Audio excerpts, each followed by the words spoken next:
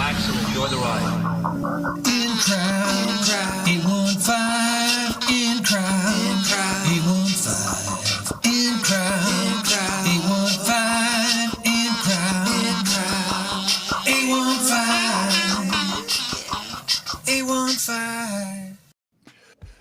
815. You probably don't know this, but you're going to know it now. It is illegal to own only one guinea pig in Switzerland. If you own guinea pigs, Tom, you have to own at least two. My name's Greg. He's Tom. This is your In Crowd 815 podcast for the second day of August, the year 2025, the latest it has ever been in the history of mankind.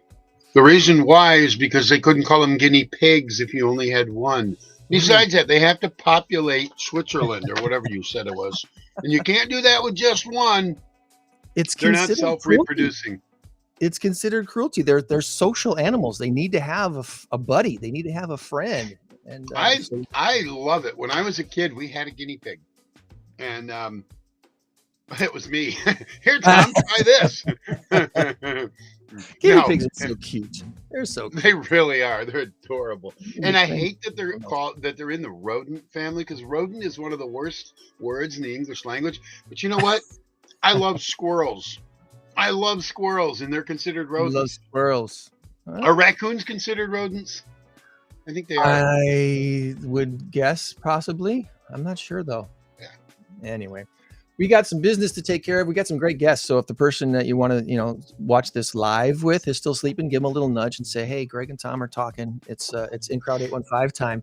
We're going to hear all about growth dimensions in Boone County with Pamela Lopez-Fettes and Dr. Katie Thomas, who's a professional career coach and podcast host with betterworkexperience.com. But our first guest coming up next is with the Special Olympics in Illinois. We're going to learn all about that from Susan Kuborn. But first, we need to take care of this.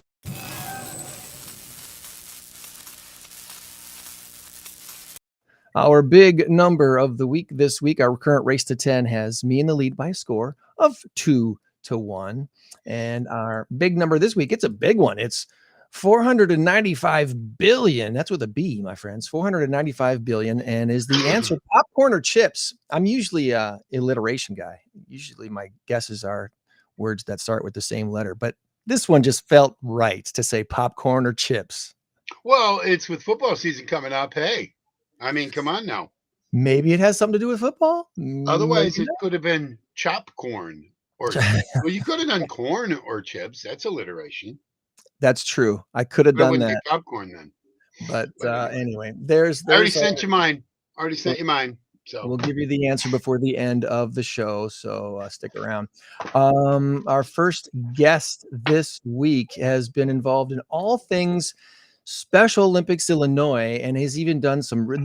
Ladies and gentlemen, we have a gold medalist in our midst this week for the very first time ever in 13 years almost of doing this show. We've got a gold medalist on the show today. Her name is Susan, and she's joining us from her, I don't know where from. So we're going to find out. Good morning, Susan. How are you today? I'm good. How are you guys? Wonderful. We are Thanks wonderful.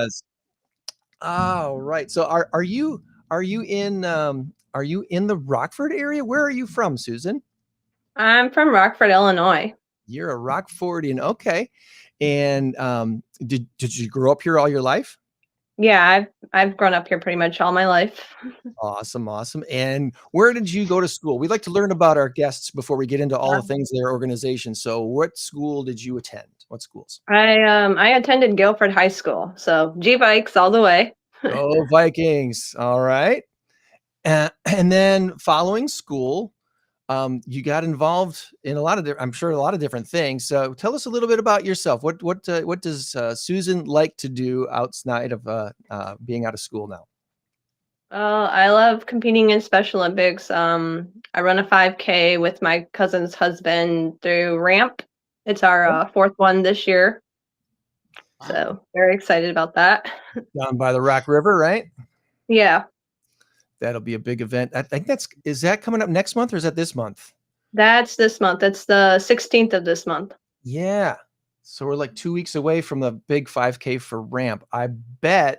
I'm guessing people could still sign up for that if they wanted to participate in that. Yeah. Check that out. Ramp does a lot of great events. We really like what Ramp does here in the area.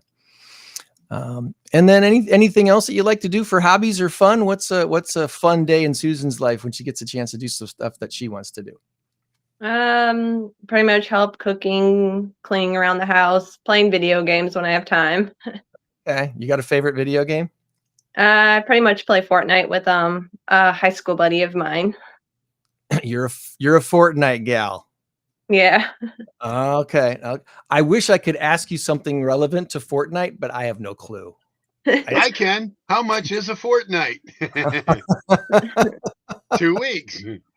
That part I would have I guessed. know. We've probably had that as a trivia question. Susan, did you ever play Pac-Man? Did you ever play what's the other one? Like Donkey Kong, some of the old standards. I know you're not that old. You can't be that old. So you probably have never No, I'm played Pac-Man, but you know what I'm talking about, right? yeah, I've actually heard of Pac-Man. I've played it kind of, but it kind of frustrates me because I'm not that good at Pac-Man. Well, there was a pattern, and I can still remember the pattern. Go this way, up, over. I can still remember the pattern. I got pretty good at it. And so that was my go-to game. But other than that, I can't do video games. It messes with my head. It really just all video games do, and I don't like them. So The only video game I really got into, and maybe was too much into for a while, was a game called Jack and Daxter. And it was like I want to say it was like a 9-level game. Was it 9 or 16 levels? I forget how many levels it was, but it took so long to master that. There was all these different eggs you had to collect, but it was a like a reward game. So, you had levels to complete, big bad ogre things to kill so you could get to the next level. And I got a little too into that game for a while. I played that way too late at night for the job that I had at the time. So yeah, no more of that stuff. But anyway, they're just, in my opinion, they're just big time wasters. Now, Susan, I don't know. I mean, maybe that's your thing. It could be your hobby. It's not my hobby. So for me, it's a time waster. For you, it's entertainment. It's fun. So God bless you. You go for it. like a movie. Yeah, like a movie, like something fun to do. That's cool. What were you already thinking about competing in Special Olympics while you were in high school, or when did that all come about for you? I actually joined Special Olympics in 2002 2002. because my aunt has 3 other people that were involved, so she wanted to get me involved as well. Okay. So at that time, I was 11 when I joined. All right. So what an 11-year-old Susan, what were your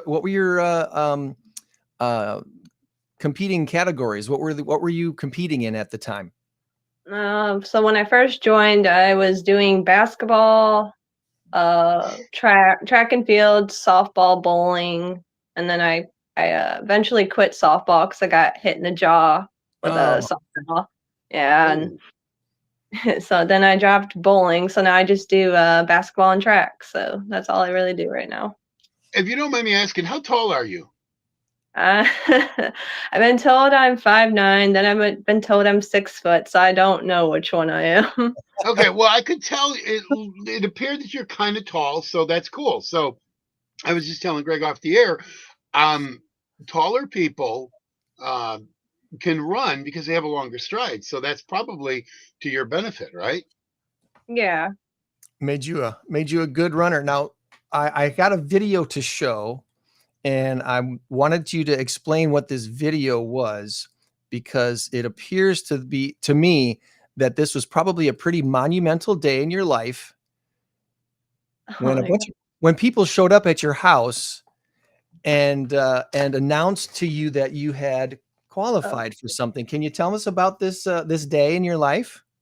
This actually was my head coach. She came to my house. I had been nominated for athletics in 2018 for USA Games in Seattle, and I literally about cried because I didn't know I was going, and it was very exciting for me. So they come to your door and they let you know that you had qualified to compete and the USA Special The USA, Olympics.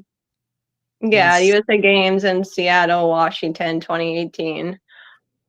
So by that time, you had been competing for, gosh, 16 years, 15 years, 16 years in different events over the years. Yeah, because I've been doing this for 23 years. Wow. So, Yeah. and when you qualified, I only got to the fringe of what you did, so I don't know a lot about what you did. What events were you qualified to do at this Olympic Games for in 2018? So I did the 100-meter run, a 4x100 relay, running long jump, and a mini javelin. Okay. Awesome. And how did you do? How did the Seattle Games go for you? Came away with 3 silver and a 6th place ribbon. Okay. Awesome. And because of those games, because of your competing at the Seattle Games, is that when you qualified to go to the world events? Actually, yeah, because 3 of our coaches that were our athletic coaches for those games, they had like, like a coaches meeting to decide, who were the 2 they thought deserved to go, who showed the best attitude, who showed the best sportsmanship. And then I found out, I think a couple weeks after I got back from the games that, I was nominated for Abu Dhabi. That had to be emotional too, when they let you know that you were qualified to go to the World Games and you had to get to travel across the globe. Yeah, it was pretty exciting. How did you feel about that? Were you kind of used to traveling by then, that you were excited to go, or was it a little bit scary? I was excited about traveling. Was really looking forward to, like we trade pins with other like states, countries when we go to these games. So I was like, oh, maybe World Games will be the same as USA Games where I'll get a lot of pins, but the pin trading wasn't as, you know, different cultures and such. yeah, they were more like wanting the stuff that we were wearing, and it's like, kind of need this because Yeah, kind of I need need it. it for, like closing ceremonies and all that. You can have it after, but I'm kind of don't have another shirt on to like give it to you. So when your plane is descending down into Abu Dhabi, what are your thoughts? So you're looking out the windows going, "Oh my God, they got some of the biggest buildings in the world." Was it Well, just I actually incredible? I didn't see any of that because it was like I was kind of sleeping because I wasn't used to their time and our time. It took me a Well, little yeah. bit to adjust to everything. That is tough. That's quite the jet lag, whatever you want to call it, to adjust to being in another country. Because it's one thing to fly from Rockford to Seattle and change your clock by a couple hours. That's not too big of a deal. But to go on the other side of the globe and change by Yeah. almost what, probably 9 or 10 hours, something like I that. was 9 hours ahead. 9 hour difference. Yeah. So Yeah. how much time did you have to adjust before you had to start competing in Abu Dhabi? Were you there for like 2 or 3 days? I'm trying to remember because that was back in 2019, A while ago. It was like 6 years ago. It's hard to believe. Right. But yeah, I think I adjusted pretty well. I think it took me like a day or two, and then I was like adjusted and, reared and ready to like, go out, meet other countries and, see what competition was like. So you get to the Olympic Games in Abu Dhabi and you get adjusted to the time and you're kind of like, okay, I'm in this different country. Did the environment feel a lot different? Was it a different climate? Do you remember feeling strange, or did it feel kind of normalized to you as far as the weather and the climate when you were there? Do you remember? It was different because, coming from here, we were like in winter, and then they're like, kind of their mix of spring and summer. So I'm like, oh, I'm kind of already used to this, because we go through that here. And do you remember how many athletes were at the games in Abu Dhabi, or how big of a competition it felt? Did it feel very similar to the Seattle Games, or was it even bigger? I feel like it was a little bigger because we had, different countries. Like, there was like so many different, like countries from other that like athletes were competing in other sports and Yeah. Did you make any lasting friendships, like people that you might email or text or call today, years later, a couple years, whatever, how long it's been? I mean, yeah, I used to stay in touch with a couple of the people that I went to like World Games and all that, but I haven't really talked to any of them in a while. Yeah. Well, it's pretty exciting to go to leave the country for any reason, let alone to go and compete in an Olympic game. So that had to be a really special experience. I want to bring up the website here for your organization, for Special Olympics Illinois. And we're a community for champions across Illinois, the birthplace of the global Special Olympics movement, right here in Illinois. And what can you tell us about your involvement now with the organization? Are you still competing at all, or now are you part of the helping of the organizing of the games? No, I'm actually still a competing athlete. Okay, okay. So what's next on your calendar here for the next season of Special Olympics games? I'm actually not back until basketball season, which is in October, so I don't start anything until October. Okay. And is the basketball team something that is working out in Northern Illinois? Where do you gather to practice with your teammates? We practice at First Free Church. So you're right here in Rockford. Yep. Yeah. Nice. Good Spring deal. Creek and Mulford. Yeah, that's cool. Hey, so are you so you're into basketball? Do you watch the WNBA at all? No, unfortunately, I don't. Oh, okay. So you're familiar though with Caitlin Clark, right? Yeah, I'm familiar with her. Yeah. What do you think? What do you think about that whole situation? They kind of treat her poorly, don't they? Well, what I hear on the news, yeah, but Yeah. otherwise, She's just so good. She's just so She's good. she's such an ambassador for women's basketball, and they do kind of treat her poorly. So I went out and bought a. You can't see it because we're not on the full screen, but I went out and bought a Caitlin Clark jersey. So I just thought it was cool. Well, we have the website up here on the screen, and I wanted to make sure that people saw how to either get involved in some way, shape, or form. So if you want to be an athlete, there's a link to go to, it says play with us. In fact, you know what? Let me put this in the chat really quick so people can find this very easily. You can go to soill.org. And if you're watching this morning live on Rumble, YouTube, or Facebook, you can go click on that link real quick. If you're on the Spotify, you'll have to type it in yourself because it doesn't show up in the chat there. But for those who want to compete, is there something special that people have to do to sign up to try to compete in the Special Olympics? What is the process of becoming a Special Olympic athlete?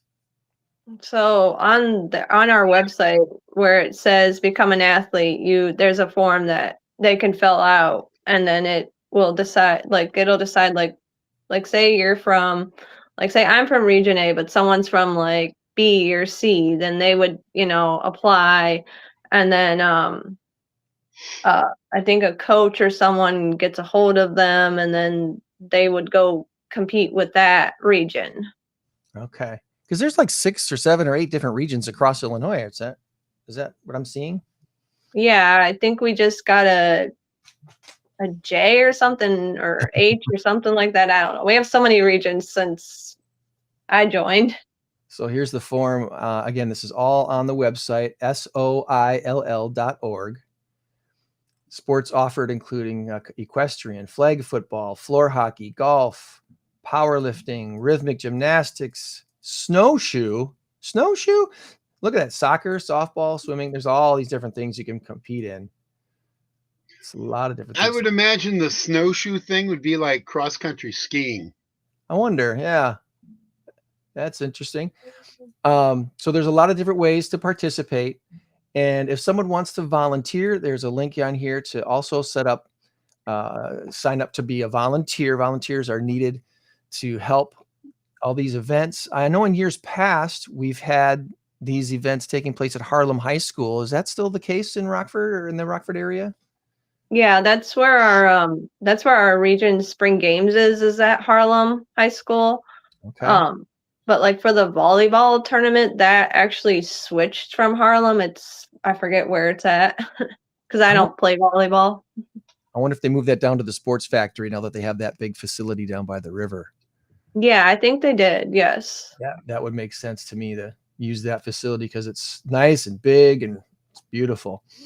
So what other sports could you compete in? You're obviously a runner and you're a basketball player. What else could you compete in? I bet you could compete in volleyball. You'd probably be pretty good at it.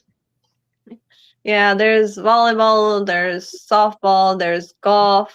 I think we're picking up bags. We have bocce, soccer. There's like so many different equestrian. But yeah, there's a lot of different sports you could definitely get involved in. Which one would you pick?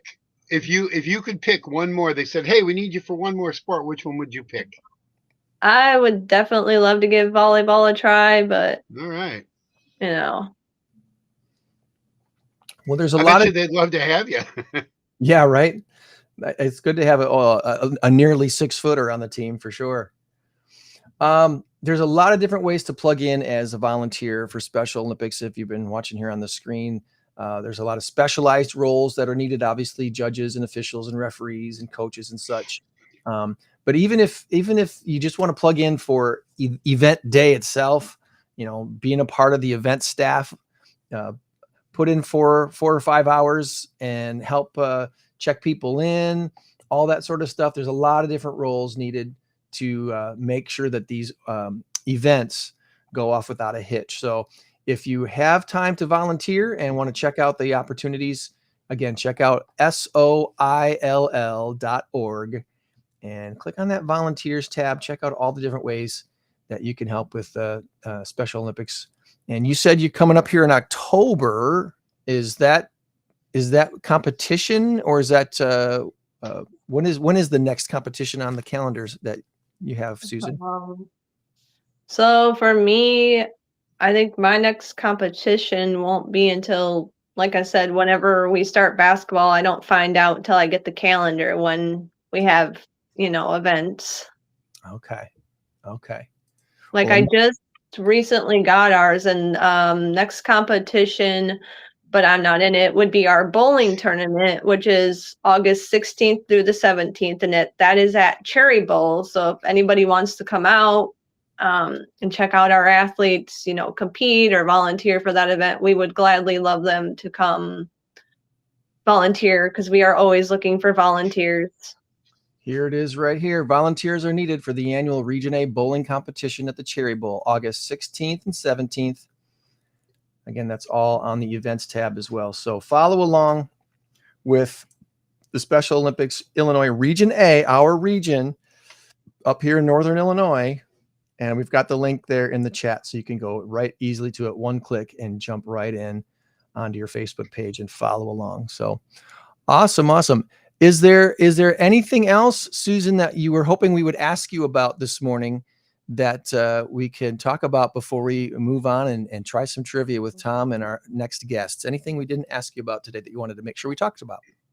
Well, like, is there anything you want to know? Like, is there any programs you want to know that some of us athletes are involved in? Like, I'm involved with Athlete Leader. So I'm an athlete leader spokesperson. So we go around and we give speeches to people out in the community.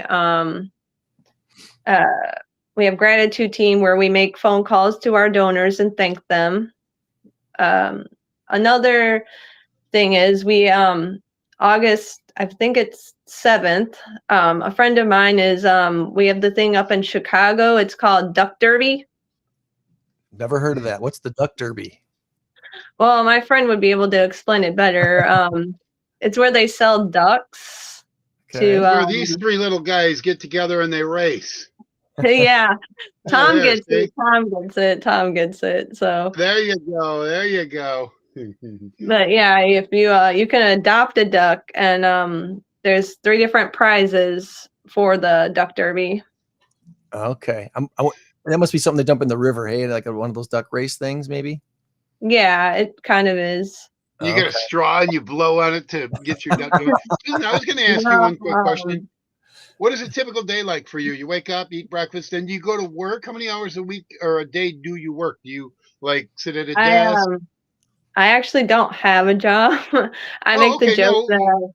that I make the You joke do. that I'm special sorry to Olympics interrupt. is You kind do of a have a job. job. You're a spokesperson and all of that, and that's a very, very important function. So don't discount yourself because you help a lot with stuff like that. I know because um, I, that type of stuff is very, very necessary, and organizations don't function unless people on the grassroots are making the phone calls and actually getting the ball rolling. So you have a job. You're more important than you know. Let's leave That's it right. at that. Wanted to bring up one more thing too. I noticed that you guys have a big event coming up in September, and that's right down the road from us in Rochelle. Your Region A golf outing coming up on Thursday, September 18th at the beautiful Fairways Golf Course in Rochelle. It's a great place. Registration 12 o'clock shotgun start, $400 per team, $100 per golfer, and you can register your foursome or sponsor a hole at the link there that's shown on the screen, bit.ly/Region A Golf Outing 25. All proceeds for this going to benefit the Special Olympics of Illinois. Katie's running that. She's got her email address and phone number there on the screen. And Rochelle, like I said, that golf course, it's a beautiful course. It's very flat. There's no hills at the Rochelle Fairways Golf Course. It's very flat, but it's a wonderfully lots of trees, a few hazards here and there, but it's a nice place to go. So. All right, Greg. So if you want to get the foursome back together, let me know. I'm gonna join. I'm gonna sign up. I'll get Ron. I'll get Matt. And if you want to go, that's fine. Otherwise, I can replace you. It'd be a fun day. Have you golfed much at all, Susan? No, I've never golfed. No. Do you think you'll be at this event though? Probably not. Probably not. Come on Okay. now. We want to meet you and say hi and shake your hand. I'm going to be there. I'm putting it on my mental calendar right now. I'm going to be there. I will get 4 people. All right. Greg, I'll talk you into it. Don't worry. All right, Susan. Well, we really appreciate you spending time with us. We're going to do a little trivia transition and bring on our next guests, and all together, we're going to see if we can score some points against Tom's trivia challenge for this week.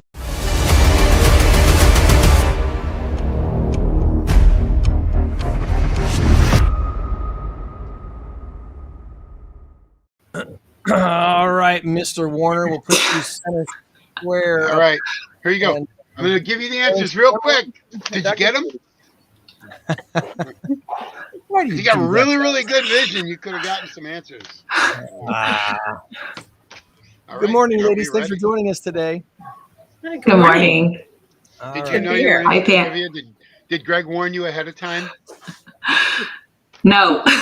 No. Oh, I'm so sorry. I heard somebody else told me before Greg mentioned it. Yeah, okay, good. These aren't difficult, but sometimes they're going to make you think. And you play as a team. And the rule is that Greg lets everybody else guess first, and then if he knows it, he can chime in. I break rules all the time. Okay. He does break rules all the time, and it's okay. It's to your benefit if he does. All right. We start off with define the theory of relativity. No, I'm kidding. We start off with which came first. All right.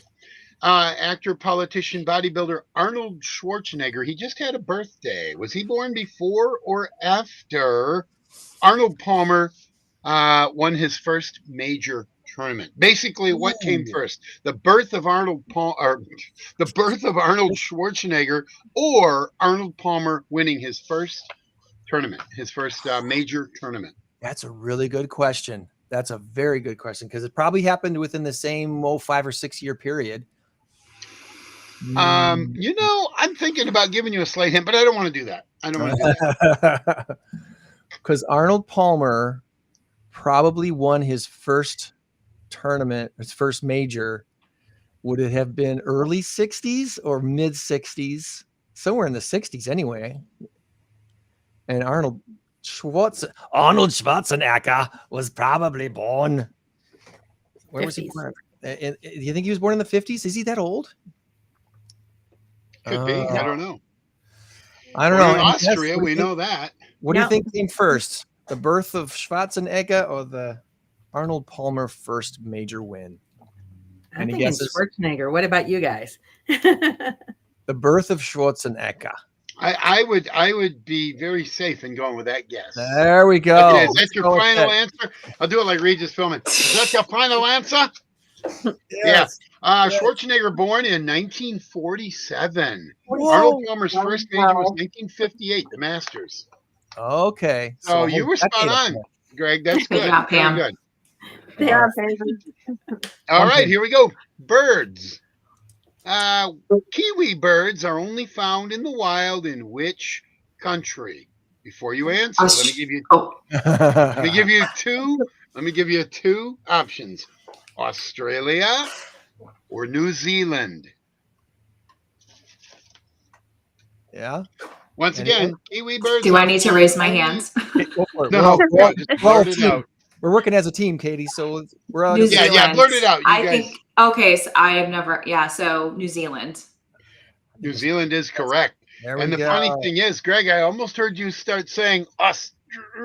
No. When I did skydiving down in Rochelle at the Chicagoland Skydive Center, my jump professional was from New Zealand, and they called him Kiwi. They called Oh, okay. they called the guys from New Zealand Kiwis, and I'm like, okay, that makes sense. He's a bird. He jumps out of planes. Well, yeah, birds can jump out of planes. Humans shouldn't. Yeah, it was One fun. day I will. One day I will jump out of a perfectly good airplane. I would rather jump out of an airplane again with a professional strapped to my back with a parachute than bungee. Then fly Delta? No, I'm just kidding. I did not enjoy bungee jumping as much as I enjoyed jumping out of a perfectly good airplane. Yeah. So I've done it twice. awesome. No, I've never done it. And just like Susan, I have. Well, she's been out of the country. I did go to Canada. We went to the Canada side of Niagara Falls. That's it. She's been to Abu Dhabi. That's pretty good. I don't even know how to spell it. Yabba dabba doo. Okay, here we go. Here we go. This is an acronym. With regards to governmental agencies, what does HUD stand for? What does HUD stand for? Go ahead. Housing Urban Development. Yeah, Yes. yeah. Housing and Urban Development. Very good. Housing Very and good. urban development. We are 3-0. Very good. 3 for 3. 3 for 3. Very good. Very good. All right. Here we go. Here we go. Slogans. What fast food chain once used the slogan, "Think outside the bun"?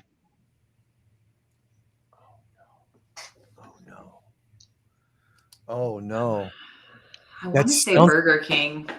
That sounds like something like Taco Bell would have said or something. Don't Oh yeah. why have Yeah. burgers when you can have tacos? But I don't know if it was Taco Bell, if it was another taco place. Can Or I maybe just a say chicken one place. thing? Let me Uh-huh. stop you right there. And then you can go on. What is your final answer here? I agree with Greg. I think it's Taco Bell. Taco Bell. Yep. Woo! All right. You know what?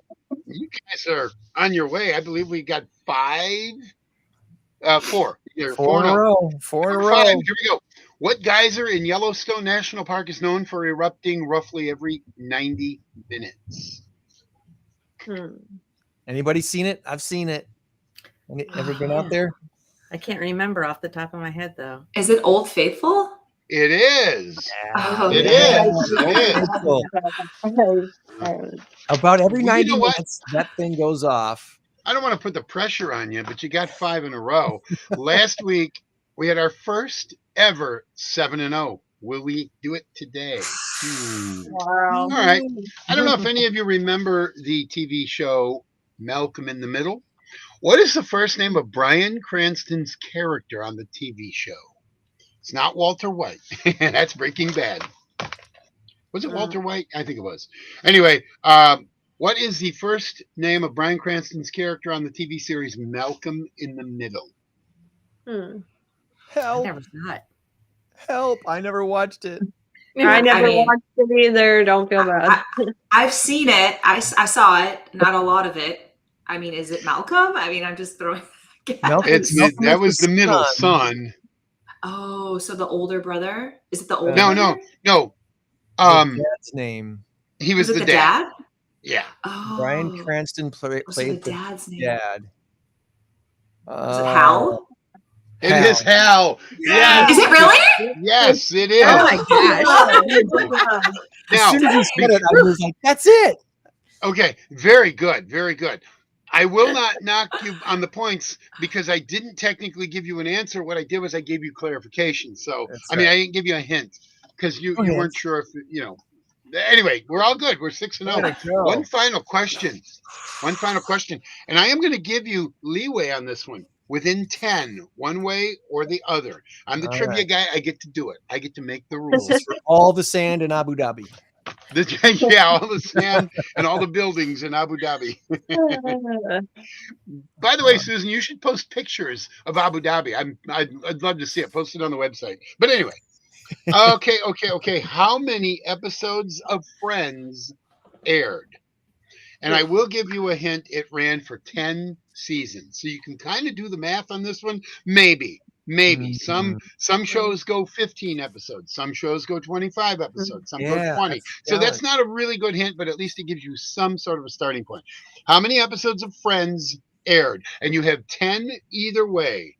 So let's say it was 100. You could go 110 or 90, and it's more than 100. I'll just say that. 10 seasons, and they did at least 20 shows per season, and it might have been 22 or 24 per season. So it's got to be close, somewhere in the range of 200. I just don't know how close it is. I think it's in the 300s. I was a major Oh. Friends watcher. Ooh, because if it was I think it's in- 24, 25 per season, they probably did some special episodes. Oh gosh. Here's the thing. My daughter, my oldest daughter, I have 6 kids, by the way. My oldest daughter was a Friends super fan. She owns the DVDs. She's got them all. Yeah. She would know the answer to this question. Phone a friend. Go ahead, phone a friend. I know. I want to say like 324, but that's so specific. I don't know why that number's coming to me. Atlas, do you know the answer? Can you help us? Are you phoning your friend? Atlas, how many? Come on, Atlas. You got to know. You watch Friends, right? You got to speak his language. Atlas jumped off the balcony in our house.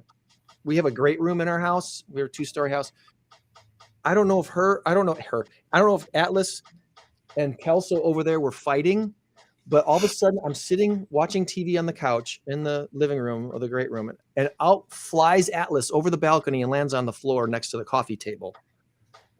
Wow. That crazy. You know how close you came to hitting the coffee table and ending it all? Crazy cat. Okay, so I'm thinking closer to maybe like 200 and something. Maybe not as many as 300.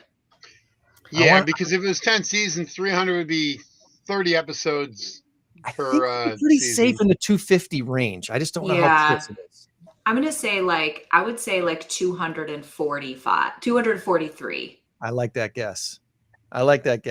243 or 245 right in there. Let's lock it in. What do you say? Either one gets you the victory. 236. 236. Yay. We have 2 7-0s in a row. Wow. 2 in a row. Woohoo! Now you might not. I We've been wish I doing had a this way to for months. celebrate. Ladies, we've been doing this for months, and we've had a lot of 4-pointers and 5-pointers, and even a few 6-pointers. He gave us 6.5 one week just because we got really close with one. But this is pretty rare that we've gotten 7 twice Two in in a a row. row. That's pretty special. So I'm glad we Note got the to most self. stressful part of this interview overdone. Yeah. Note to The self, trivia. make questions harder next week. So, oh, he's anyway. going to make it harder next week. Sorry, guests. Let's see. Who do we got next Well, week? no, that's very good. It was very good. You got them all. We got Xavier. We got Xavier and Addie coming on next week. They're going to help me. You're going to help me get at least 6 points, if not 7. So we'll be good. Xavier and Eddie. The That sounds Tommy like a Cole wine. Memorial Foundation, and then Barnstormer Distillery, which is hosting our next. Oh, okay. So we're close. It is kind of like a wine. I remember That's them. right. They've been on before. That's right. That's right. Return guests. All right. Yeah. All right. That's Someone right. needs to reboot, so we'll let her off. Susan, we want to thank you so much for carving out your time this morning to be a part of our podcast and share with us about all things Special Olympics. We've got, again, the link in the chat. So anyone that's been following along on Rumble, YouTube, or Facebook can easily click on the link and check out all things Special Olympics Illinois, specifically Region A, our area up here in Northern Illinois. And we wish you all the best in your future competitions. All right. Well, thank you very much. I really appreciated being a part of your guys' podcast. And Well, we look forward to- appreciate you and the work you do. Yes. Thanks for all that you're doing to support Special Olympics and spreading the word. All right. You have a great rest of your weekend. Yep, you too. Bye. Bye-bye. Bye-bye.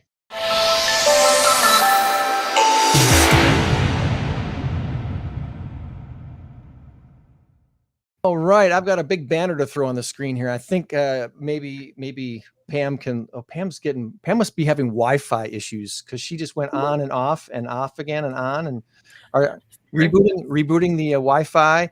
But anyway, Economic Development Organization of the Year official silver winner in 2024, Growth Dimensions, in Belvedere and Boone County, and we're ready to learn all about what you do. Pam, and Dr. Katie's joining us as well because Dr. Katie's involved in the founder of the Better Work Experience. And I know you have a passion for helping these businesses. I was going to say new businesses, but any business be their best business. So we want to tie that all together somehow and help Boone County experience a boon, a growth, something awesome. So let's get started with you, Pam. Tell us about yourself. Where did you grow up and go to school? Let's start there.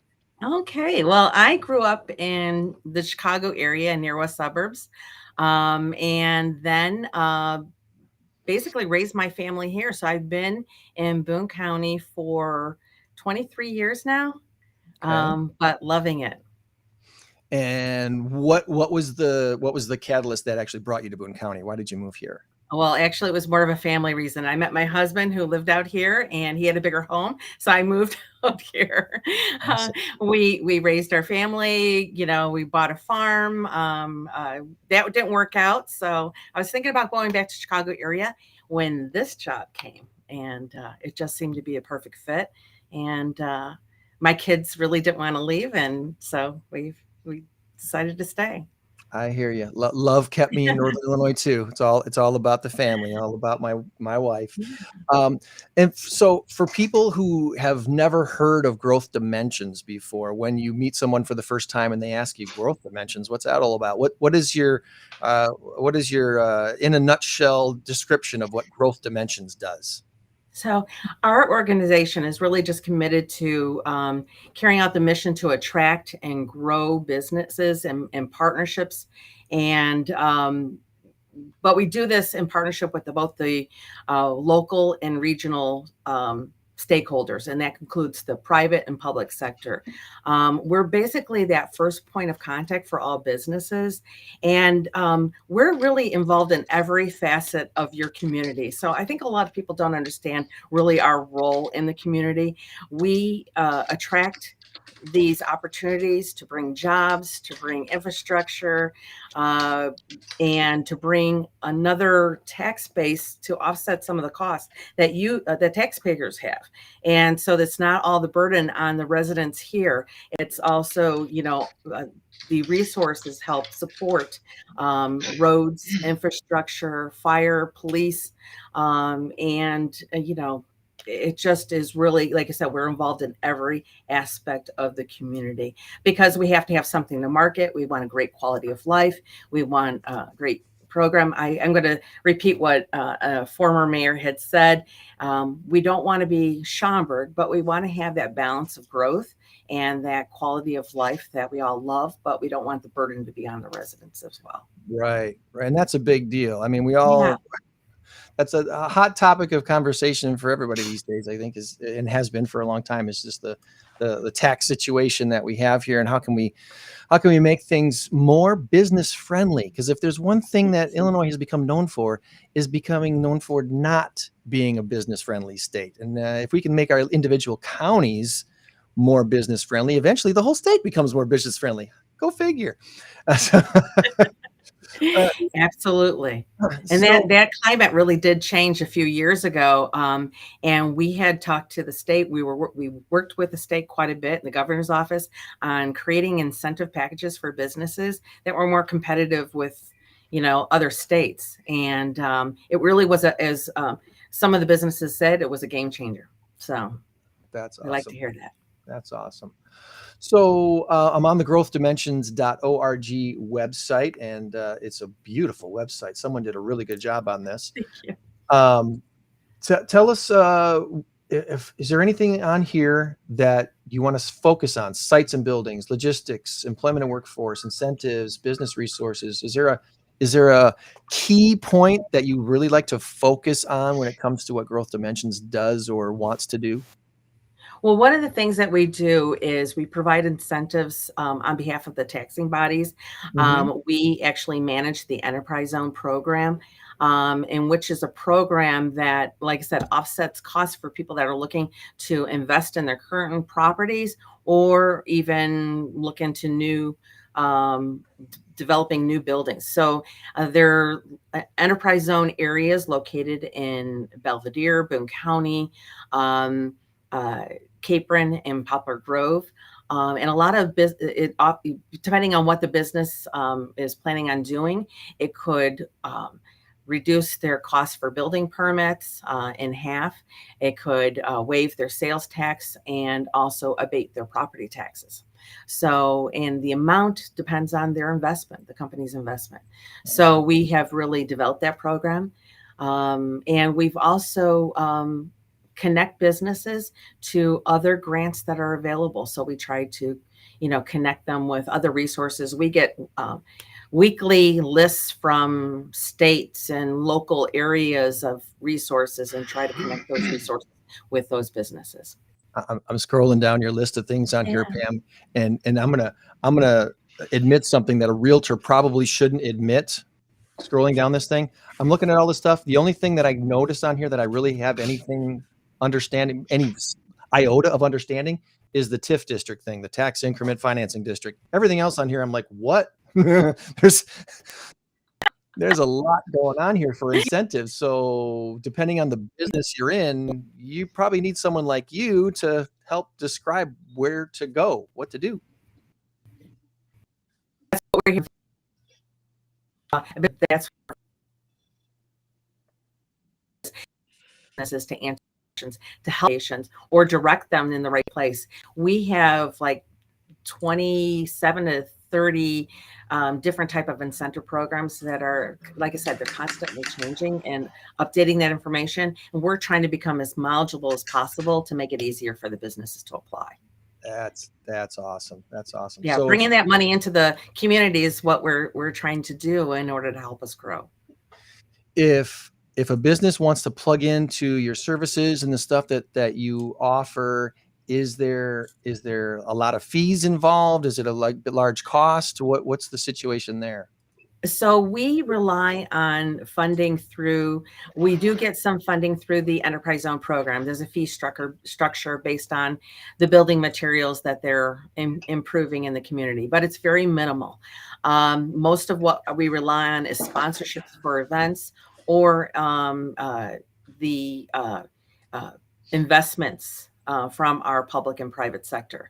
And there's no small minimum amount. And we do provide benefits. So, our smallest amount right now we have received has been $250 and then on up. Okay. So we really rely on that in order to help further what we do. We're a small team of 3, but we have worked smarter in our marketing and our geofencing. We've established a lot of relationships outside the community where, with brokers, with what we call influencers. Those are basically those people that represent the business, in order to help guide them and provide them with that assistance. But a lot of it is, it's touch points, it's working with them, it's talking to them, it's marketing what our greatest assets are. Okay. Awesome.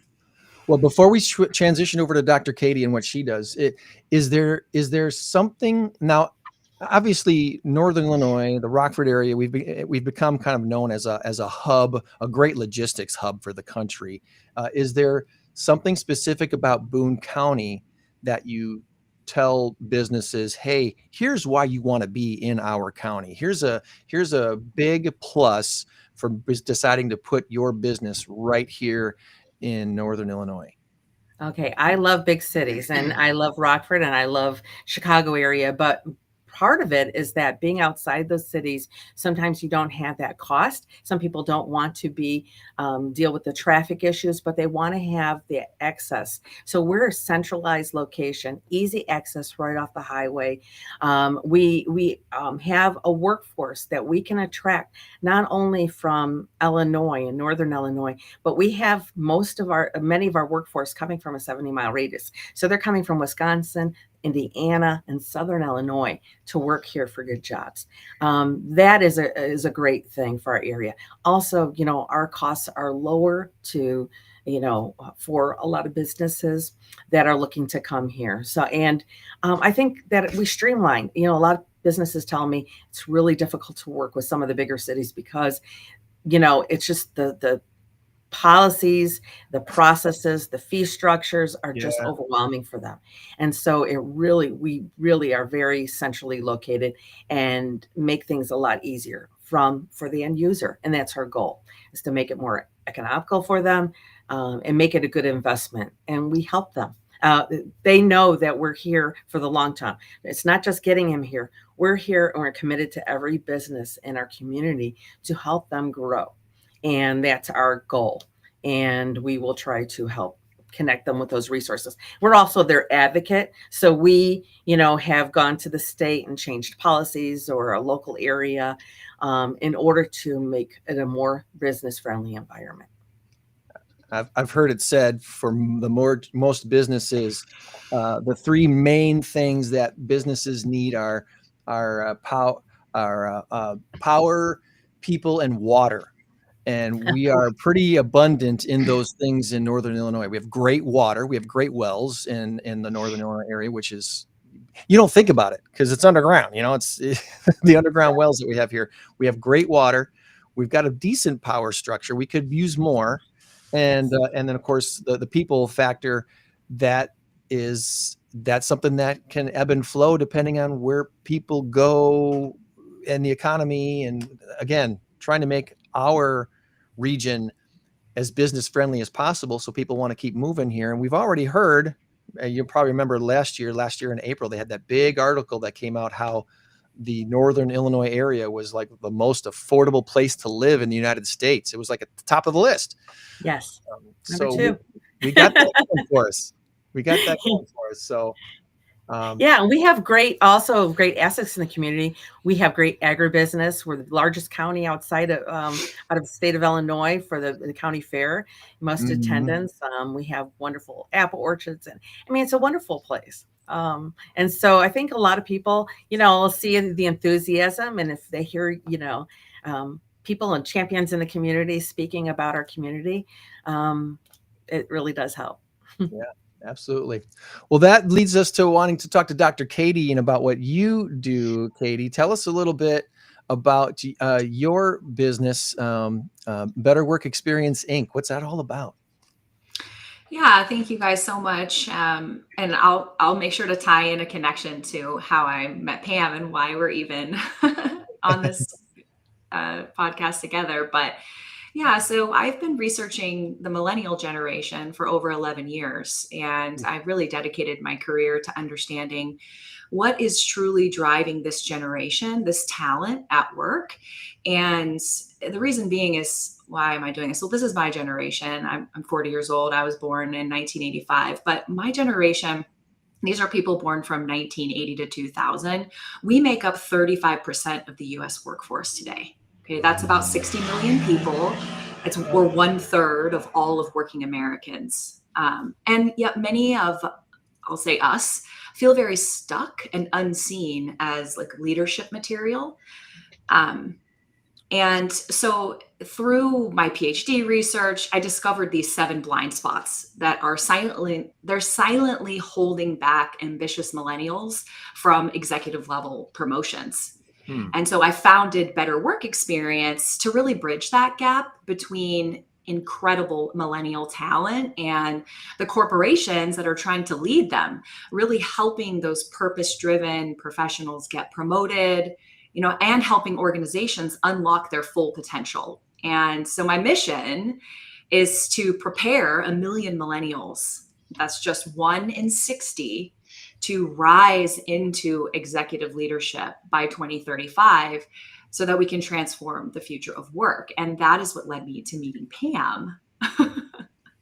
I joined a young professionals networking group here in Boone County, and Pam was a speaker.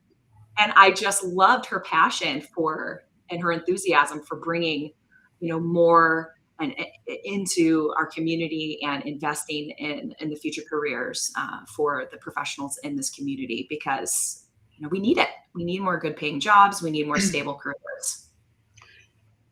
I want to bring up your website here real quick so everyone can see. betterworkexperience.com. We'll put this in the chat as well so it's easier to find. I think one of the I guess, for lack of a better word, one of the complaints I hear about the new generation of workers is the fact that is the people say, hey, these young people come in, they think they deserve management roles right out of college and are less willing to work their way up the ladder. Is there some validity to that attitude, or what are you seeing with the new generation of college graduates? And is this a bad perception, or is there actually some of that going on where like they're expecting a little too much coming out of school?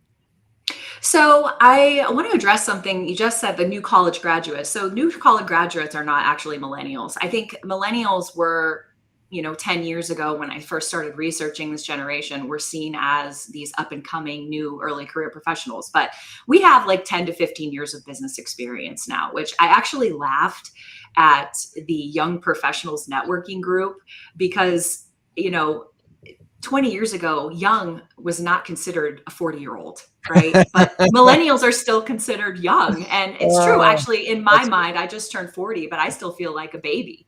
But to answer your question, I think the thing that I love doing the most is bridging that gap between the perception of millennials and also the perception that millennials have of their work environment. And I think there's a lot of disconnection there.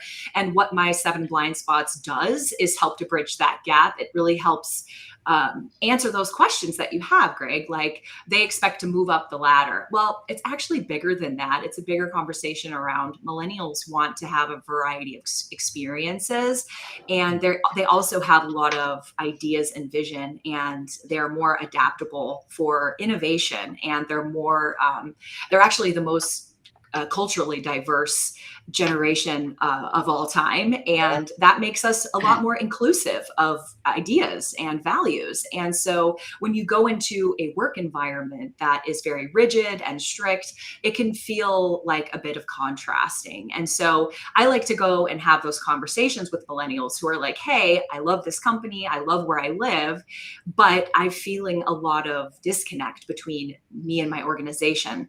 I still want to move into leadership, or I still want to have a fulfilling career, but I'm having issues with navigating that. And so I help them achieve that. On the other side, organizations that have a lot of millennials, which is a lot of organizations right now, if you imagine, it's 36%, they're 35, 36% of the work environment. They're saying, well, these people keep leaving, they're not they're not being as productive as I want them to be, or I have to make a big change. How do I get these folks to come along with the change? You know, those are the kinds of conversations that I can help bridge through my research and my work and what I love to do. That's needed. If I could interject, there is a lot to unwrap here, and here's what I'd like to say. I love the mission. I love it because, like Greg, I kind of made the same mistake thinking that today's young kids, 25, 2025, are also millennials, but they're not. They're Generation X. Is that correct? No, Gen Z. Gen Z. Yeah. Wait, what is Generation X? That's the one before then. I don't know. Anyway, what I find very, very interesting about your organization, what you're doing, is that this can have a domino effect where you can not only teach the millennials of your day, but you can also carry on that mission to affect the what do we call them again? Gen Zers? Yes, the younger generation. Right, the younger generation. Am I correct on that? That they can learn from this as well? Because I heard a stat the other day. It said, and it's kind of a matter of opinion, I guess, but it says today's young people just graduating 18, 19, 20, 25, they're actually worse off with the economy and everything else than their parents were. The very first time this has ever happened. Yeah. I make far more money than my dad did. My dad made far more money than his dad did. But my kids right now, some of them are struggling, and not in a bad way. I mean, they have jobs and this and that, but prices are so much higher. Houses are higher. Groceries are higher. Gas is higher. It's just the way of the world. So your organization, what you're doing, could help the Gen Zers of the world and then beyond. Am I correct in that statement? Yeah, I mean, I hope so in an indirect way for sure. I think that there's a lot of, you made a good point. There's a lot of parts of our world, including the economy, that are in a bad way right now. And it really is going to take a Herculean effort to really uplift and innovate in so many industries across our country to really help America, you know, be better and be a better place to work. And that's the work of the millennials. And that's why I'm so dedicated to this. I mean, people, there's so much work to do. And if you're a baby boomer, you're near retirement, you're in hobby land. There's still so many things that we need to fix as a country in our work environments and even across a global environment as well. And it's an overwhelming thing to think of. But we have the people power, we have the human ingenuity. It's just tapping into that and bridging the communication gaps in these work environments to make that innovation possible, to have better conversations about passing down, you know, even better protocols for those younger generations. I mean, there's way too much technology going on in the daily lives of young people. And it's sad to see how isolating it is. And that's a big problem for millennials too, who post-COVID are, you know, still in those remote jobs, and they get stuck in those silos inside of their organizations, and they're really not getting enough time to collaborate and feel seen and get visibility. And so there's a bigger issue going on around our increase in significance in technology use. But there's a lot of opportunity there. And that's why these conversations are really important. And for a long time, I was thinking, oh, nobody wants to talk about millennials anymore because, you know, we've talked about them and, you know, we're in the workforce now. But the more and more that I connect with clients, more and more that I'm working and learning about organizations and getting more and more involved with Boone County and learning about what's going on locally here in organizations. It's needed. It's a needed conversation. It's I think a very important mission and that's why I'm continuing to stay dedicated through my company. That's cool. That's cool. Well, there's conversations that need to be had, and I'm so glad that you're facilitating them, because we all need to be understanding each other, our generations better and better. And there was a big push. I don't know if that's still even a conversation anymore, but there was a big push for the 4-day work week. Remember that? There was the 4-day work week. But I think the work from home thing, especially the kind of COVID pushing that issue, might have kind of resolved that a little bit, because so many folks aren't needing to commute as much, or at least maybe at all. So that might have kind of solved that conversation a little bit. You might feel Maybe. Yeah, I think we got tired of each other as we sat at home and looked at each other all day long. Why don't you go to the store? Why don't you leave? I'm leaving. but it Yeah. does remove some of that interaction that happens in office spaces and stuff between, and that, so that can be a negative as well. Have you found a best practice as far as um, workshops or seminars or some other type of a thing to get professionals interacting and sharing ideas more? Is there a format that you seem that is starting to like make sense for to bridge the gap of the generation so that they work better together? Yeah, it definitely starts with a conversation. And I think to have like if you're asking that question for the individual or for the organization, I think that's something I need to differentiate from. So where are you interested in from a business owner's perspective or from a worker's perspective? Yeah. Like if a company wants to bridge that gap, let's say, for example, if you're a business owner and you want to bridge the gap between generations or get people to collaborate more, you really need to understand, I would say, these things. First of all, if you have millennials in your workforce, you have to understand that purpose is retention. So you have to connect to the individual purpose of their job. What is the work that they're doing with what they are, what are their daily tasks? So for example, you have to connect the work to the mission. So imagine this, have you heard the story of the three Masons? The Three Masons. Refresh my memory on that one. Okay, I'll invite you to close your eyes and Okay. imagine you're walking down the street. If you're driving, don't close your eyes. Yeah. You're walking down the street and you see three Masons. Okay. The first Mason, you ask, what are you doing? And she says, oh, I'm laying bricks. Then you ask the second Mason, what are you doing? And he says, I'm building a wall. And then you ask the third Mason, what are you doing? And she says, I'm building a cathedral. Yeah. Okay. So this is the point that I like to bring home to business owners is that the millennials, that third Mason, right? Everybody's laying bricks, right? They're all working together to build the cathedral, but the millennial needs to know what is the cathedral. And if you can connect that purpose to their work, their intrinsic motivating of those intrinsic feelings, that connection to that work is going to be amplified. The next thing is flexibility. You talked about working from home or being remote. That's flexibility. Millennials are parents, right? We've got little kids oftentimes. And so we really want to be better parents than our parents were, right? You said, Tom mentioned, we want to make more money than our parents did. But I think a really important value for employers to understand is family comes first for millennials. So can you create a hybrid environment that is flexible so that they can support their not only their family, but their own personal well-being? Yeah. So it's important to have that balance, isn't it? Absolutely. Absolutely. Yeah. And to And that's something recognize in my that. generation we didn't have. Right. And that's the Gen X, right? And so that's why millennials are really bridging the gap here to bring in the values that everybody is really calling for. Yeah. I have a few more, but I know we're on limited time. So if you want me to keep going, I can.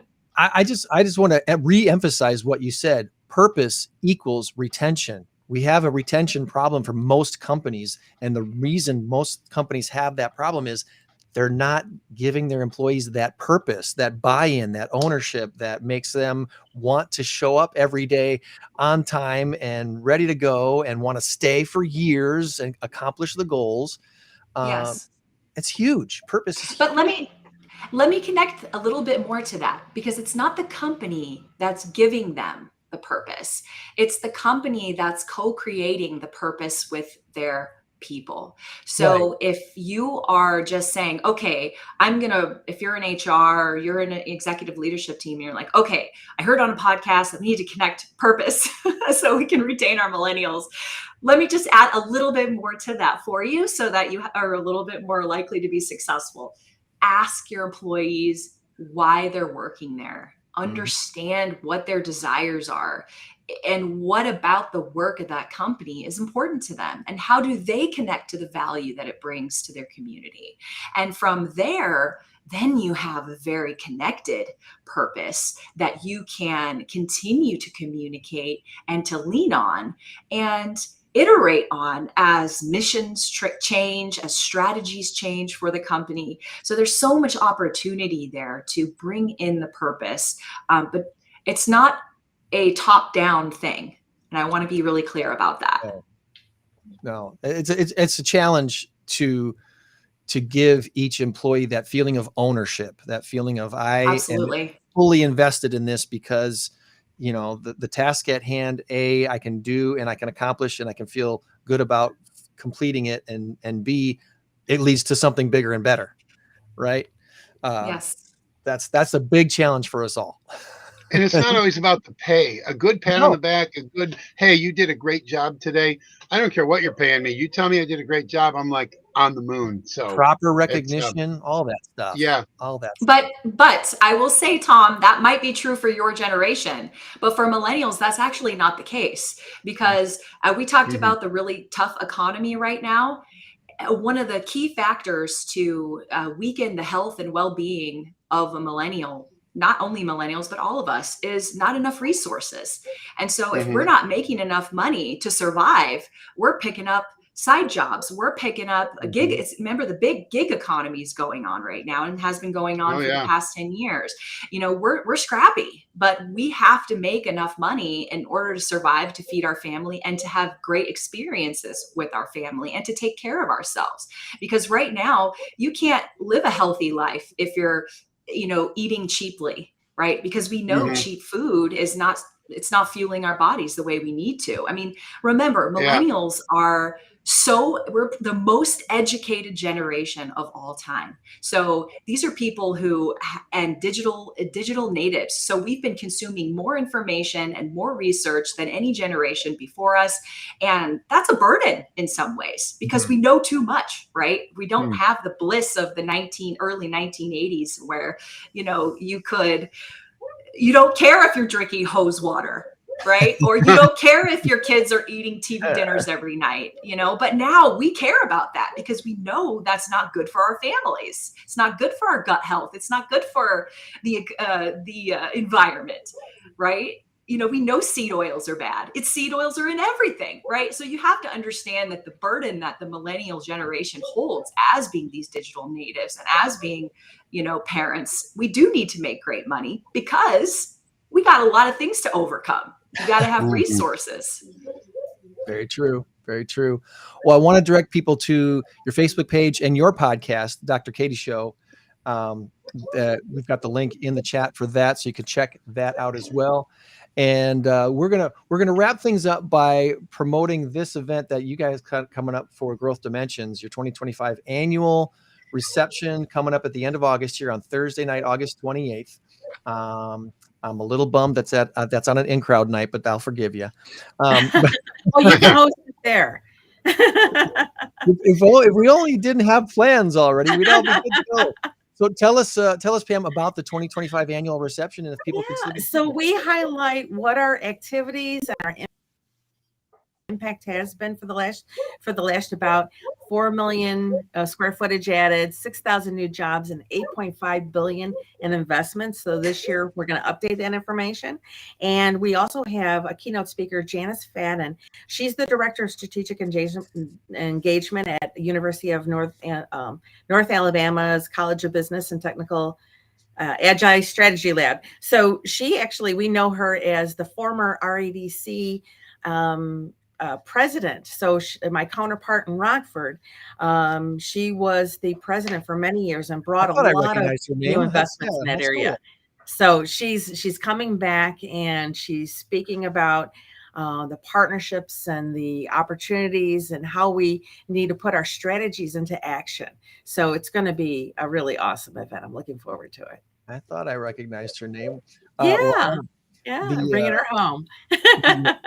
The event link, again, it's another Facebook link that is in the chat. So you can click right on it and go right to the Facebook page and get more information about the annual reception taking place here for Growth Dimensions on Thursday evening, August the 28th. All right. Is there anything else that we did not ask either one of you ladies about today that you wanted to make sure we touch on before we go about our weekend?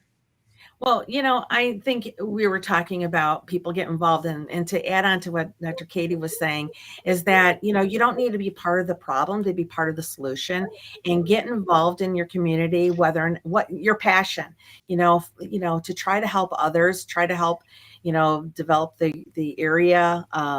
It could be broadband, it could be workforce, it could be, supporting your best organization. But I would just suggest, get involved. Get involved. Get involved. That's a great place to stop right there.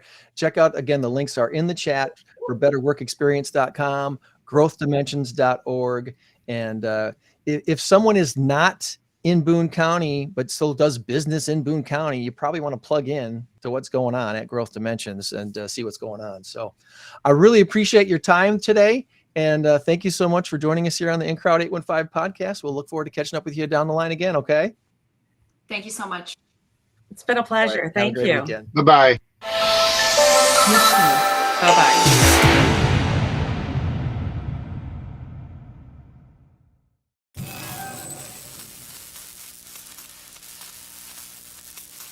Let's get to our big number of the week. Tom. Before we do that, let me just say, 485 billion popcorn chips? I've eaten that much over the years. So both. So. Let's see here. You got your guess in texted earlier like you always do. So I need to change the score and save that like that. 495 billion, the big number this week. Popcorn or chips is the answer. And the popcorn story has to do with Marvel Studios and their popcorn bucket for the movie The Fantastic Four: First Steps. Have you heard about this? Heard of it. Won't go see it. No, it's not a Marvel fan. Not a fan of comic books, movies, anything like that. Let me see if this is going to pop up. Yeah, it is. I think I just got to get this big advertisement thing off the screen. There we go. All right. So get off the screen.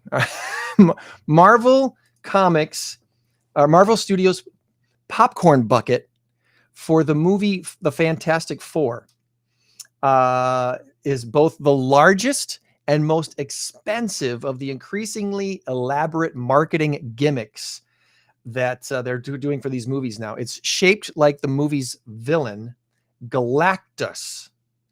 It has glowing eyes, LED eyes, holds 9 liters of popcorn, and it can be yours for the low price of $495 billion. Let's hope not. $80. Yeah. There it is right there. See, put it up on the screen. Look at this. Look at this popcorn bucket. Wow. Would you drop $80 for a popcorn bucket, Tom? No, I would not. I'm not doing that either. That's the thing right there. The themed popcorn bucket made by Marvel Studios to celebrate the release of Fantastic Four: First Steps. Huge. They just don't want you coming up for refills. Well, they're making these. They're making a bunch of them. There's 2019 is when they started doing this with R2-D2, celebrating Star Wars: The Rise of Skywalker. Dune 2 had a big sandworm bucket. There was a Nosferatu's coffin container. All kinds of these crazy things. But anyway, that's what's going on. I don't know. You're getting the point. That's all I know. Chips. Yeah, baby. Intel. Remember those Intel commercials? Different kind of chips. Intel chips. They say recently this week, I guess they made the announcement. They're going to be letting go over 25,000 employees this year. They're on track to spin off or entirely offload 4 of their divisions. Once upon a time, the Intel company was worth $495 billion. It was one of the first 2 tech companies ever added to the Dow. And now it's turning into the Blockbuster of the computer chips. I don't know why. Apparently it quit innovating because apparently that's what happens to some of these companies where they just stop innovating and they start shrinking. And it's like, somebody in these upper level management of these companies needs to start studying history a little bit. Yeah. You can't just sit in your current situation. You need to adapt. Yeah. I'm not a fan of change for the sake of change. If it isn't broke, don't fix it. Right. But like you said, you have to look 5 years into the future. I got a cool story here. My mom used to work for something. It was a division of Camcar, which is a local Mhm. manufacturer. And the group, the places she worked was SEMS, no longer in business. But back in the early 80s, when they started noticing car manufacturers leaving and this and that, they were making screws for cars. They started to retool. And then they started making machine parts or screws or whatever for other for other businesses. And it sustained them for another 20 years or so Yeah. because they made that adjustment. And that's what you have to do. If you Yeah. don't do it, you're going to be, laying off 25,000 people like Intel. Well, look what happened to Kodak. They could have been something special if they'd have got into the cell phone thing. We could be instead of Samsungs and Apples, we could be holding Kodak phones right now if they had seen what was coming and said, "Oh, we need to adapt." It could have been a contender. It could have been a contender. It would have been a Kodak phone. Totally could have happened. Totally could have happened. But anyway, so you get the point. We're tied at 2, and there you go for our big number of the week. I already mentioned next week we have Xavier Whitford from the Tommy Corral Memorial Foundation joining us, and Addie Ford from Barnstormer Distillery. They're going to be hosting our next in-crowd 815 networking event last Thursday of the month up there at Barnstormer Distillery. I want to shout out real quick Mactown Construction and thank them for hosting the July in-crowd. We had a great event at Mactown Construction this past Thursday night. I couldn't stay for the whole thing because I'm still in this thing called The Wedding Singer. We have 2 more performances. If you're watching this live, you got a chance yet to catch Wedding Singer at Starlight Theater tonight and Sunday night at 8, and then it's done forever. Forever. So you're good to go on Thursday for trivia, right? And what about Wednesday? Maybe. I might need to help out at Starlight because Mary Poppins takes the stage. And volunteers are needed for that in different areas. So I might be needed there. You and your lovely wife, Christy, are invited to both Wednesday night and Thursday night. We'll be back eventually. I just don't know exactly when yet. Okay. All right. I always appreciate it when you guys show up. Anyway, moving on. But kudos to Mactown Construction for hosting this. They did a great event and everyone had a great time for that. Also, kudos real quick to Michelle and Tam at Good Day State Line. They had our bunch of our Wedding Singer cast on their show this week to help promote the show. We had a chance to sing on their show and it was a lot of fun. I really enjoy what they do at Good Day State Line. And then kudos once again also to the Rockford Rivets. They had a great celebration this last weekend, Saturday night, and they're doing it a big party for Rally, their mascot. I think their birthday party for Rally the mascot is this weekend. So your last chance to catch a Rivets game is really this next week, and then they're done. So if you haven't gotten out there yet for a Rivets game, get out there tonight or tomorrow afternoon or this week. There's like 5 more games, and that's it. All right. So let me know when you're going, and I may join you. All right. I may join you. The plan is to be out there tomorrow, but I probably won't only be able to stay for the first few innings. I probably won't be able to stay for the whole game. I may take the boys out there. It's a fun time, isn't it? We went out there. We had a good time. We certainly did. Hey, I got a question for you. I don't know if it's like if you even have an answer, but Rally, the mascot, he was going around doing all of his things. The gal that was with him followed him everywhere. Any idea why? Probably because he can't see too well out of that costume. That might be it. Because when I went to give Rally a high five, where is it? Oh, there it is. Wow, my fist is as big as my head. Ah! Anyway, when I went to give him a fist bump, it took him a second to catch on, and then he went like that. So it's all good. Okay, that's not what I was looking for. Tomorrow is Sock Monkey Appreciation Day. So they're going to be playing not as the Rockford Rivets, but as the Screw City Sock Monkeys. And the first 100 fans through the gate will get a free Sock Monkey noggin. Thanks to the Sock Monkey Museum. So that's what is it? What is a noggin? A head? It's Sock just the monkey head head. part, the sock monkey. Yeah. Okay. What's a noggin? It's just the head part. They're like cute, soft baseballs with sock monkey faces that you can toss around. Oh, you know what? And what time's the game start? It's a 1:05 first pitch, so you're going to want to be there when the gates open at like noon. Oh, okay. Uh-huh. I could probably do that. I'm going golfing at 4, so it'd be a long day, but that's okay. I'd like to take the boys to that. They're Sunday 1:05 pitch, yeah, against the Kalamazoo Growlers. That's right, the Growlers. Can you hear the dogs going on in the background? They're muffled, but I can hear them. Yeah. Is that why I saw you muted me? Is I that muted why? you for a minute. I muted you for a minute at the last part of the conversation. I sure did. Was that because of that? Because yeah. Okay. The reason I'm asking is I'll tell my son, keep Sadie quiet. You know, she just does nothing but bark. Well, you got those squirrels out front. You know, it's hard not to bark at those squirrels. Nah, they're in the basement. We got a finished basement. They're down there, so she can't see the squirrels. Well, that takes care of all of our business this week, my friend. Anything? What else? I know you wanted to touch a little bit on Packer stuff, maybe. I did Packer stuff, and also this here. I ordered my jersey. I'm a huge Caitlin Clark fan. Caitlin Clark, number 22. My left hand does not work, so this doesn't. Yeah, there we go. There we go. Number 22, Indiana, and it says here. You can't see it, but it says from the logo. That's it. From the logo. Boom. Oh. All right. So Caitlin Clark. For anybody who's familiar with the WNBA, and if you're not, I'll explain. I love Caitlin Clark because she was an absolute bona fide superstar coming out of college. She led Iowa to 2 Final Fours in her junior and senior year, and they darn near beat. Was it South Carolina? I believe it was South Carolina. Dawn Staley was the head coach. They darn near beat them. This is last year before, whatever. Her junior year, yeah. No, her senior year, because she's now 2 years into that's right. the You're WNBA. Right. So early on in the WNBA last year, she got absolutely blasted into the out of bounds line. She was waiting for the ball to come in by Kennedy Carter, I don't know, for the Chicago Sky. And Angel Reese, say what you want about her, I can't stand her. She jumps up off the bench and starts clapping and going, yeah. There's no call for that. There was no technical foul. There was no punishment whatsoever for Angel Reese. For Kennedy Carter did get a technical foul. She did. So Caitlin Clark shot 2 free throws. One of the reasons why Caitlin Clark's been injured so much over the last couple of years is because she's getting beat up.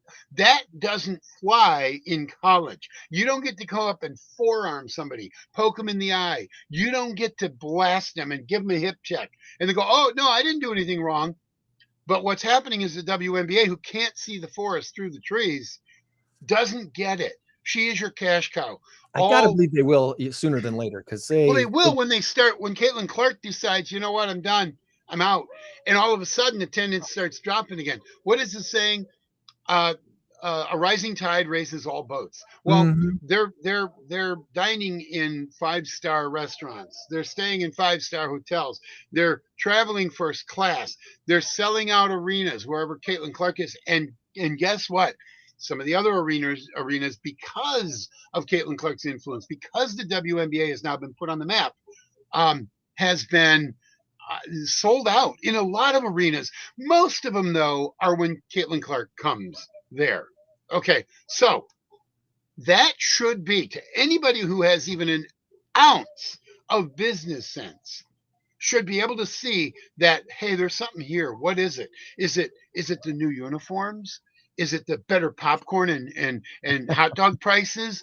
Is it? Oh, wait a minute. Maybe it's this girl. Maybe it's Caitlin Little Clark. Miss Caitlin Clark. Maybe it's her. So I went out and bought myself a jersey. And on the back, it's really cool. It doesn't say Clark.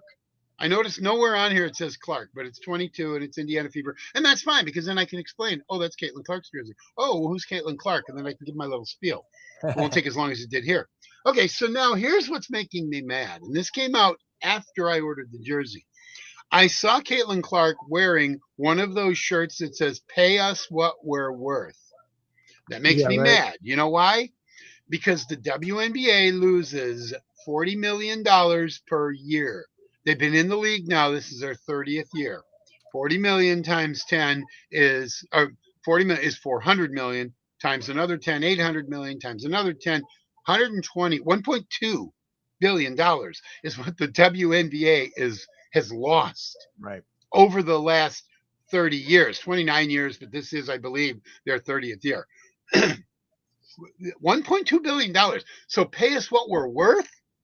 No. If you're not putting butts in the stands. Now, give it 5 years. Give Caitlin Clark 5 more years, Things are and going in they the right will start direction. making money, and they Yes. will cut into that 1.2 billion. But right now, there is absolutely no reason whatsoever. They have no business wearing shirts that say "Pay us what we're worth." Now, how does this tie in? It ties in because of this.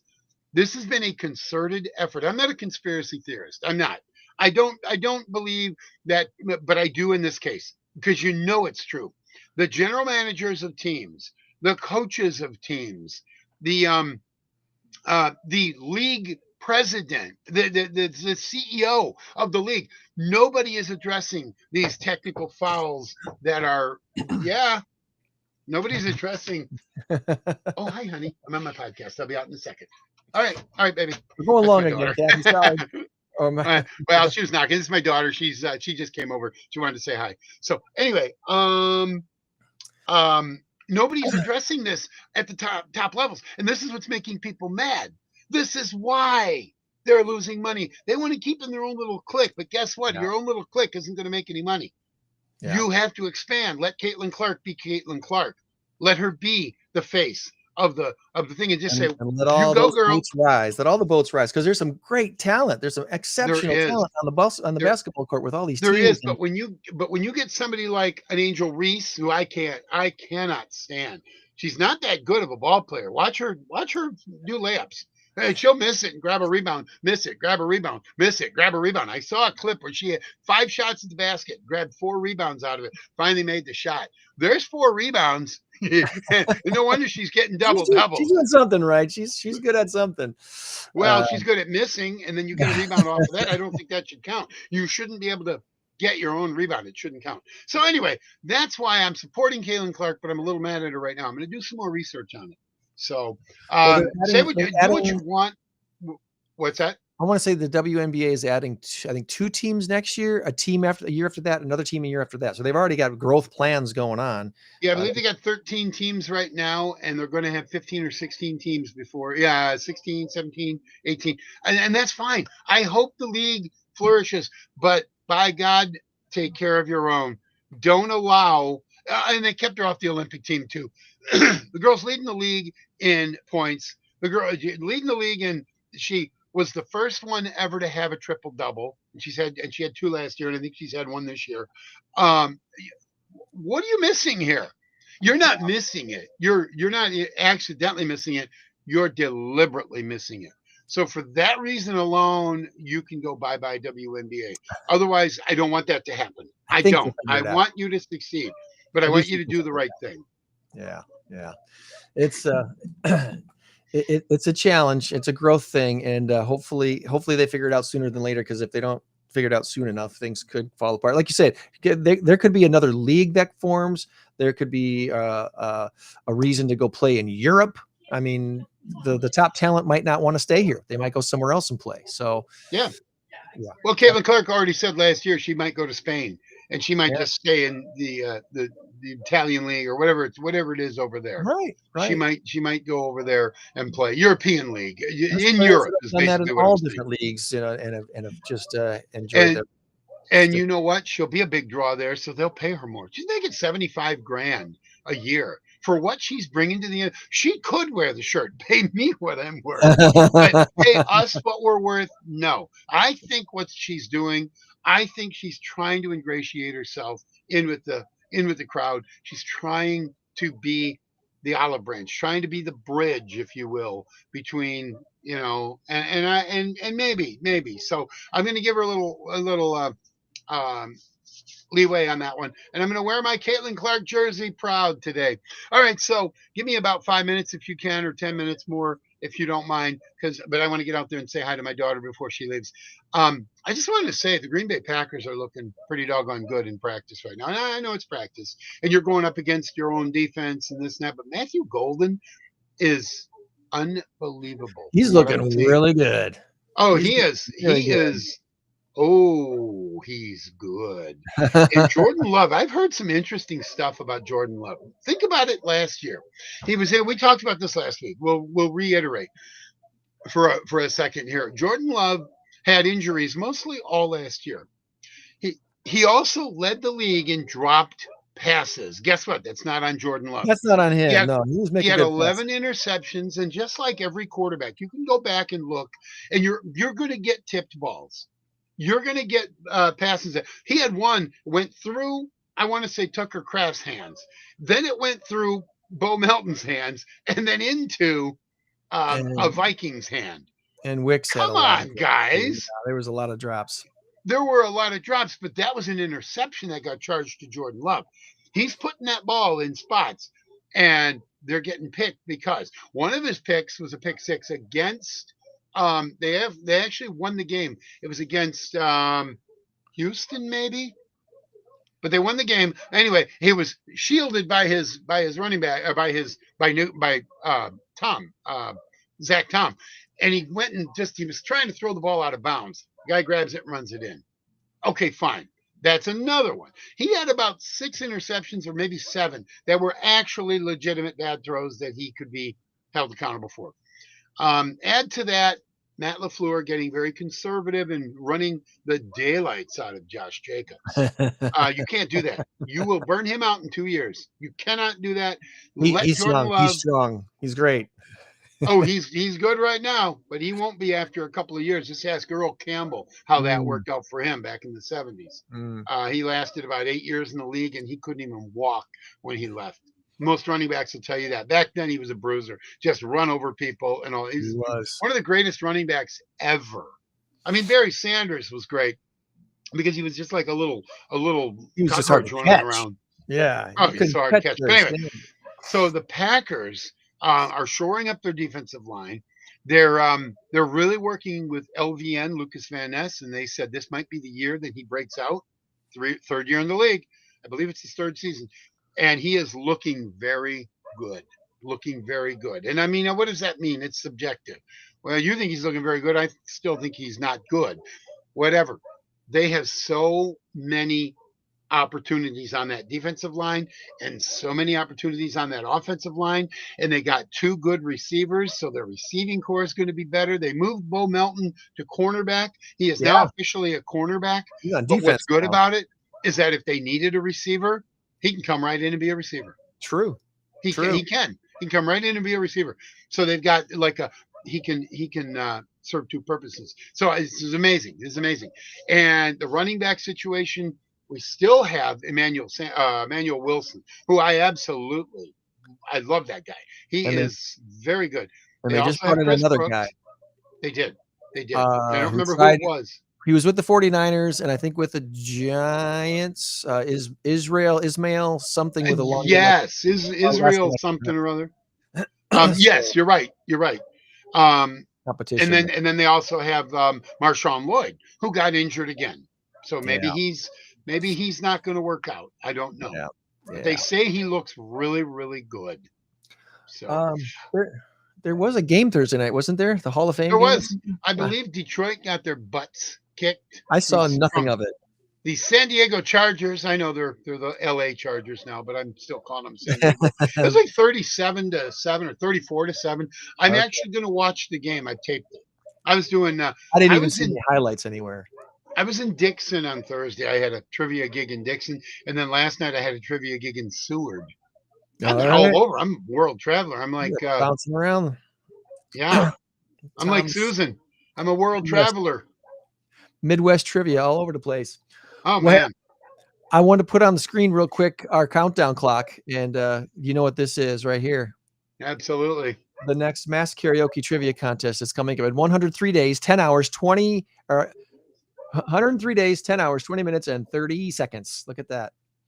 How exciting is that? Yeah, there you go. And a big time thank you to Medicare 411 for sponsoring our $5,000 grand prize. The winning team will win $5,000 for their chosen not-for-profit. And we're doing it again with 12 teams, this time at the Tabala Event Center on November 13th.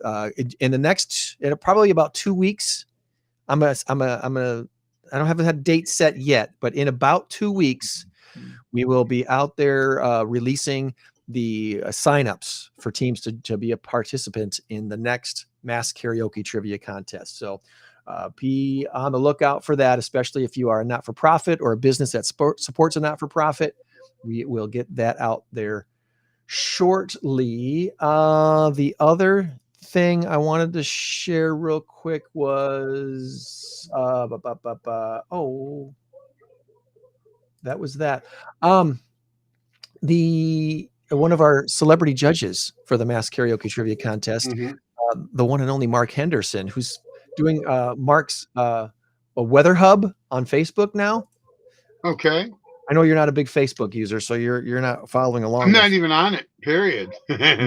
Mark Henderson's weather hub. Since leaving WIFR, he started his own thing on Facebook. It's going really great. He's going to be one of our celebrity judges, and we're going to have him on the show here at the end of the month to talk about what he's doing with his weather hub.